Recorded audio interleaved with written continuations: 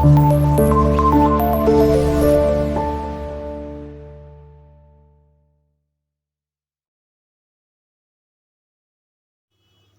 दोस्तों, आज के इस वीडियो में हम लोग क्लास 9 का चैप्टर 2 पढ़ेंगे जिसका नाम है Yayati.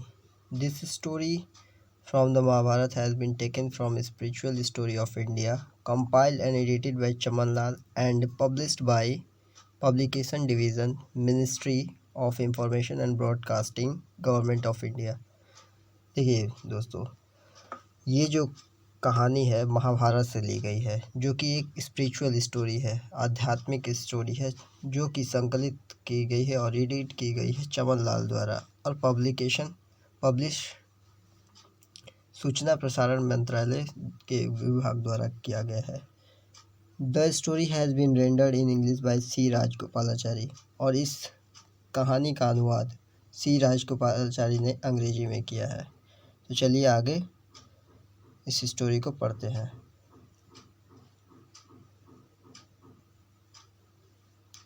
Yayati. Empire Yayati was one of the ancestor of Pandavas.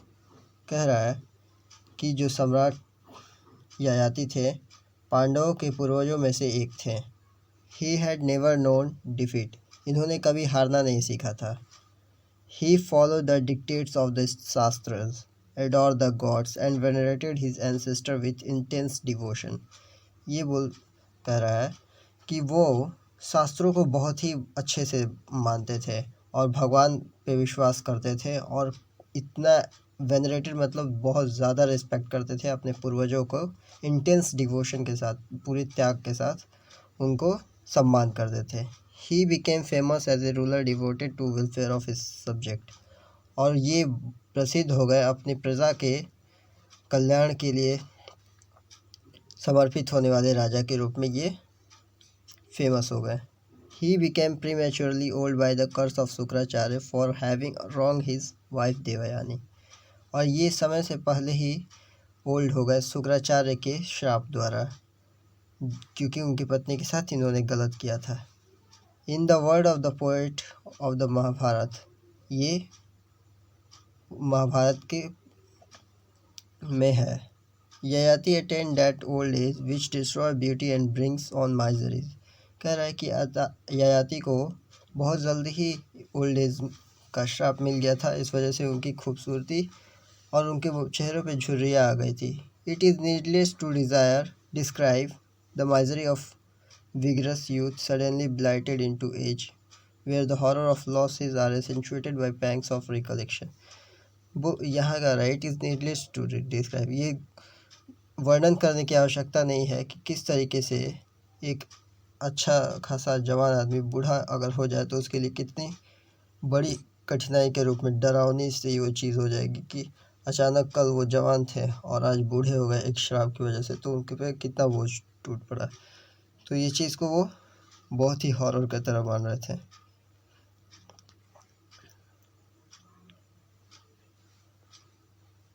Yayati who found himself suddenly N old man. Yayati जो कि अपने आप को बूढ़ा आदमी पा रहे थे अचानक से, was still haunted by the desire for sensual enjoyment. और वो आज भी, अब भी बूढ़े होने के बावजूद भी ऐसी इच्छा रखते थे कि मस्ती करने की। He had 5 beautiful sons, all virtuous and accomplished. उनके 5 खूबसूरत पुत्र थे और सभी गुणी थे। Yayati called them and appeal piteously to their affection. Yayati ने उनको बुलाया और बहुत ही विनम्रतापूर्वक प्यार से उनसे अपील किया। The curse of your grandfather Shukracharya has made me unexpectedly and prematurely old. कहते हैं ययाति अपने बेटों से कि तुम्हारे जो दादाजी हैं शुक्राचार्य, उनके श्राप से मैं समय से पहले ही बूढ़ा हो गया हूँ। I have not had my feel of Joy of life. मैंने अपनी ज़िंदगी की कोई अभी मस्ती की ही नहीं। For not knowing what was in store for me. बिना जाने ही कि इस ज़िंदगी में मेरे लिए क्या है, और मैं ज़िंदगी जीने से पहले ही बूढ़ा हो गया। I lived A life of restraint, denying my self even lawful pleasure. मैं अपनी ज़िंदगी जीना चाहता हूँ और वो सारी खुशियाँ हासिल करना चाहता हूँ।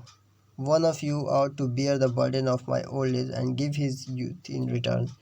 बोलते हैं कि तुम में से कोई मुझे देगा, मेरी बुढ़ापा अपने को लेगा और अपनी जवानी मुझको रिटर्न में देगा। He who agree to this and bestow his youth on me will be the ruler of my kingdom. बोल रहे हैं कि जो इस बात से सहमत होता है, जो मुझे अपनी जवानी देगा, युवावस्था देगा, उसको मैं इस साम्राज्य का शासक बना दूंगा। I desire to enjoy life in full vigour of youth. और मैं पूरी जवानी में इंजॉय करना चाहता हूँ।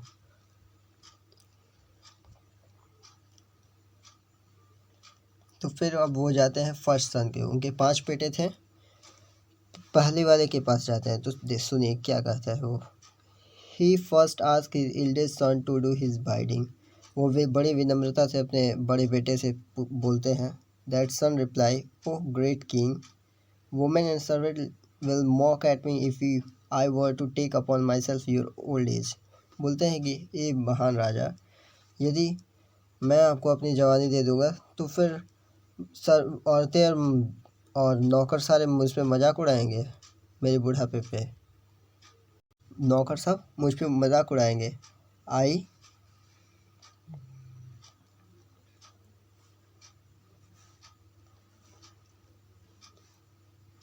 I can not do so, ask of my younger brother who are dear to you than myself. बोलता है कि मैं ऐसा नहीं कर सकता, आप मेरे छोटे भाइयों से पूछ लीजिए जो कि आपके बहुत ही प्रिय हैं, मुझसे भी ज़्यादा। When the second son was asked, जब दूसरे बेटे से पूछा गया, he gently refused with the word, वो एक शब्द से आसानी से बड़े शांतिपूर्वक मना कर दिया। Father, you ask me to take up old age, which destroy not only strength and beauty, but also as I see wisdom, I cannot strong enough to do so। बोलता है कि पिताजी, आप मुझे अपने बूढ़े एज को लेने के लिए कहते हैं, जो कि मेरे खूबसूरती और मेरे बल को डिस्ट्रॉय कर देगा, लेकिन मैं बुद्धि से भी कमज़ोर हो जाऊंगा, और इसमें इतना मुझ में ताकत नहीं है कि मैं ये बुढ़ापे को अपने ऊपर ले सकूं। फिर वो तीसरे बेटे के यहाँ जाते हैं। The third son reply, an old man can not ride a horse और an elephant, his speech will falter, what can I do in such helpless plight, I can not agree. वो जब तीसरे बेटे से पूछते हैं तो बोलता है कि बूढ़ा आदमी घोड़ा नहीं चला दौड़ा सकता, हाथी नहीं, और उसकी बोलने में भी फाल्टर होती है, हकला के बोलना पड़ता है, बूढ़ा हो जाता है आदमी। तो इसमें इस हेल्पलेस प्लाइट में मैं नहीं रह सकता, मैं ऐसा कुछ नहीं कर सकता। तो बोलता है कि मैं इससे सहमत नहीं हूँ, मैं आपको ओल्ड एज आपका नहीं दे सकता और ना ही मैं अपनी यूथ आपको दे सकता हूँ। The king grew angry when he saw that his 3 sons had declined to do as he wished। तो राजा क्या होते हैं, गुस्सा हो जाते हैं, ययाति। और वो जब देखते हैं कि 3 बेटों ने मना कर दिया, जैसा वो चाहते थे वैसा नहीं करने दिया। He hope for better from his 4th son, लेकिन उनको आशा थी चौथे बेटे से। टू होम ही सेड, तो वो उसने क्या कहा, you should take up my old age, if you exchange your youth with me I shall give it back you after after some time and take back the old age with which I have been cursed. तो चौथे बेटे से कहते हैं कि यदि तुम अपनी जवानी मुझसे एक्सचेंज कर लोगे, यूथ एज अपनी एक्सचेंज कर लेते हो मेरे, और मेरे जो श्राप द्वारा दिए गए ओल्ड एज है उसको अपने ऊपर लेते हो, तो मैं कुछ बार जब मैं अपने एंजॉय कर लूँगा तो तुम्हें लौटा दूँगा।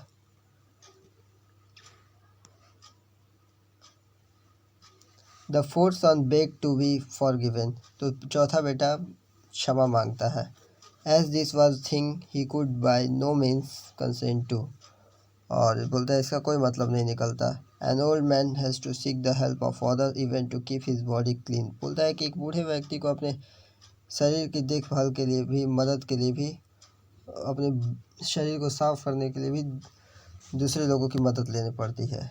ए मोस्ट ब्यूटीफुल प्लाइट, और ये बहुत ही दयनीय स्थिति होती है। No much as he loved his father he could not do it.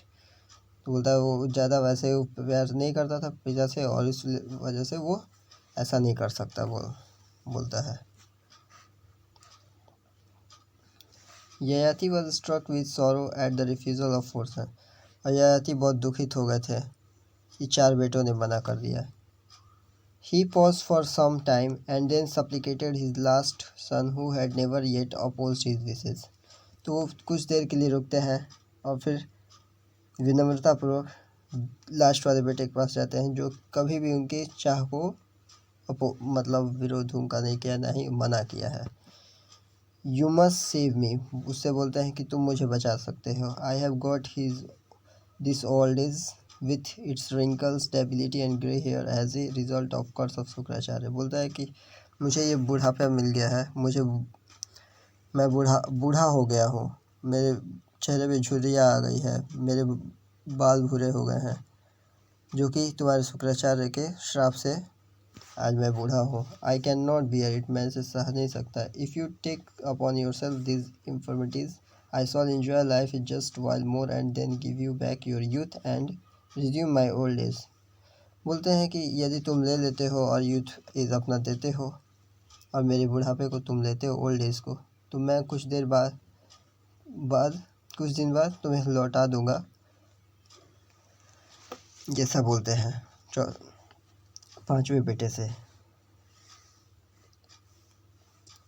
Puru, do not refuse your age your elder brother have done. तो वो बोलते हैं कि पुरु, जैसा तुम्हारे बड़े भाइयों ने इनकार किया तुम मत करना। Youngest are more wife filial love said father, I gladly give you my youth and relieve you of sorrow of old age and the cares of state. बोलता है कि बहुत प्यार से अपने पिता की तरफ जाता है, बोलता है कि मुझे खुशी होगी आपको मैं अपनी जवानी देके और आपकी जो दुख पीड़ा है ओल्ड एज को लेकर, और मैं आपके राज्य का भी देखभाल करूँगा।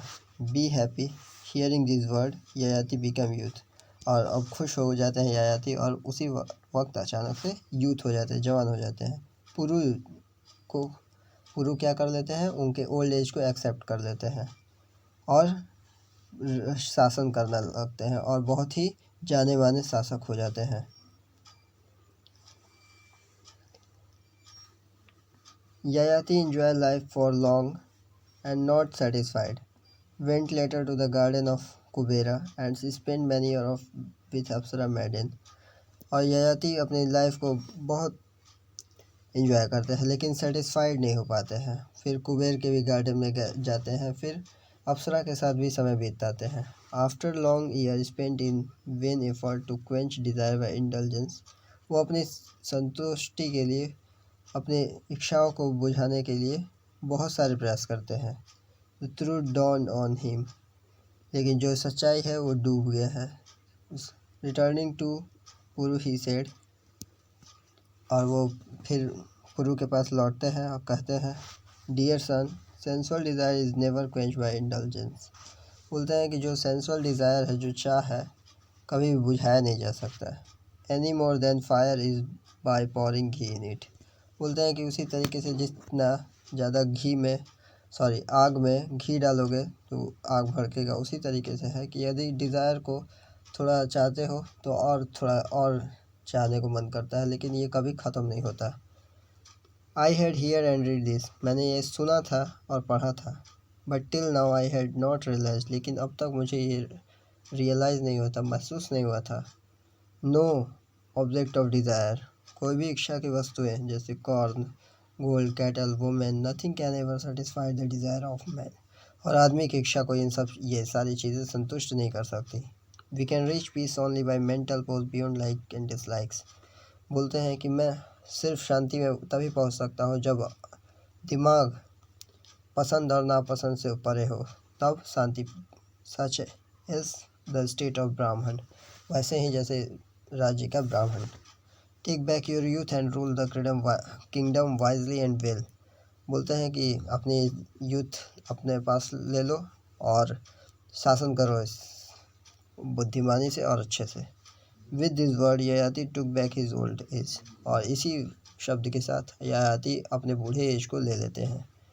पुरु ही रिगेन्ड हिज यूथ, और पुरु को अपनी फिर से जवानी मिल जाती है। Was made king of Yayati who retire to the forest, और ययाति द्वारा उन्हें राजा बना दिया जाता है पुरु को, और वो रिटायर होकर चले जाते हैं जंगल में।